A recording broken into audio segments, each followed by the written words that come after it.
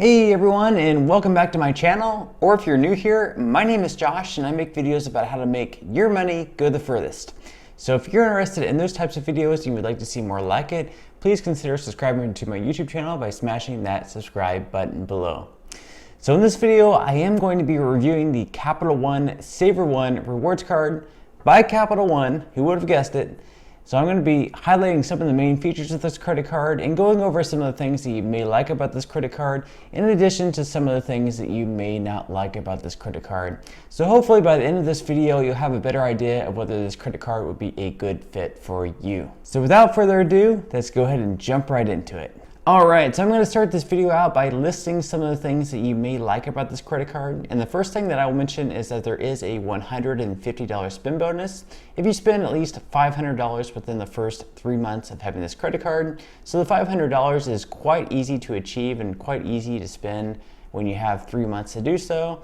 So Capital One will basically just be giving you these $150 just as kind of a thank you for applying for their credit card, being approved for it, and then using it for transactions within the first 3 months. In addition to that, if you are a foodie and you would like to dine out, you will be earning 3% back at restaurants or on takeout when using this credit card. Also, you'll be earning an additional 3% back on all entertainment. So if you happen to buy sports tickets or anything that you enjoy doing for fun, you'll most likely be earning 3% back on as well. Also, even if you're a foodie, but maybe you don't go out to restaurants so much, even if you buy up your food at US supermarkets, this credit card will earn 2% back on groceries, so we have that as a good plus as well.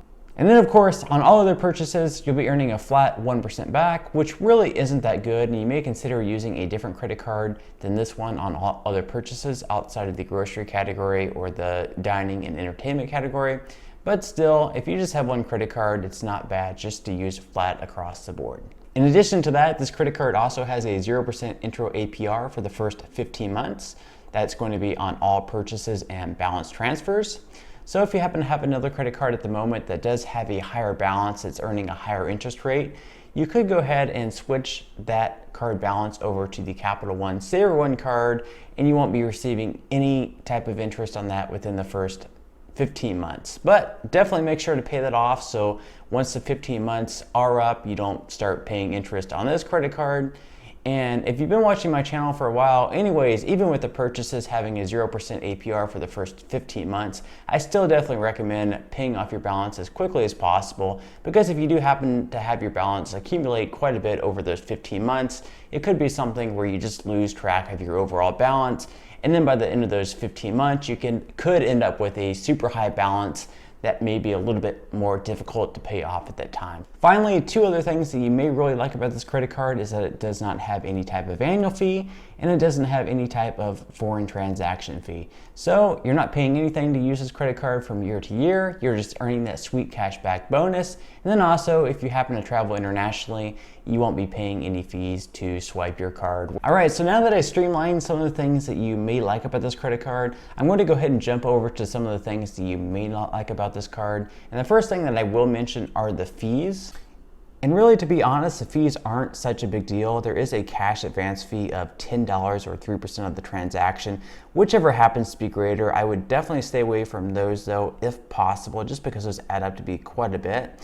In addition to that, there is a $39 late payment fee. That again should not be an issue as long as you're keeping close track of your account and just trying to pay off your account on time and in full every single month. Just pay it off in full every single month and you'll be completely okay, and you don't have to worry about that $39 late payment fee. Other than that, I really don't have a whole lot of bad things to say about this credit card, other than the fact that you'll only be earning 1% back on transactions outside of those dining, entertainment, and grocery categories.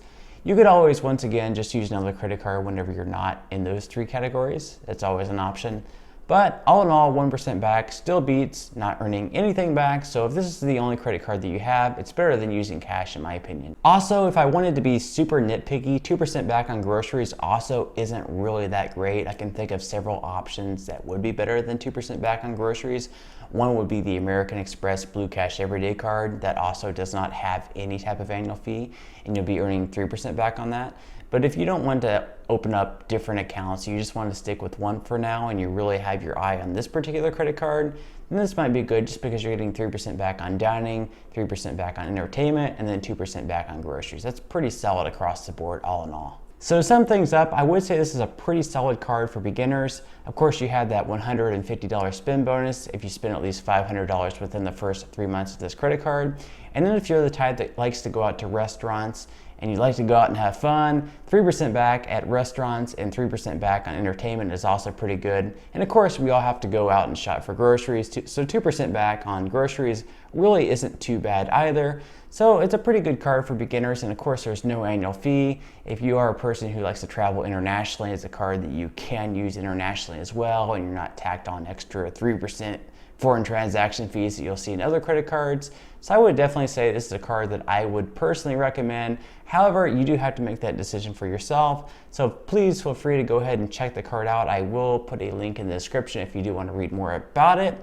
But that about wraps up this video. If you did enjoy this one, you would like to see more content like it, then please consider subscribing to my YouTube channel. Also like this video and leave a comment in the comment section below. Let me know what you think about this credit card, or if you currently have the credit card, what do you think of it so far? And perhaps what would be some improvements that you would like to make on this credit card in the future? Well, until next time, I hope you guys are having a great day today, and I'll see you next time.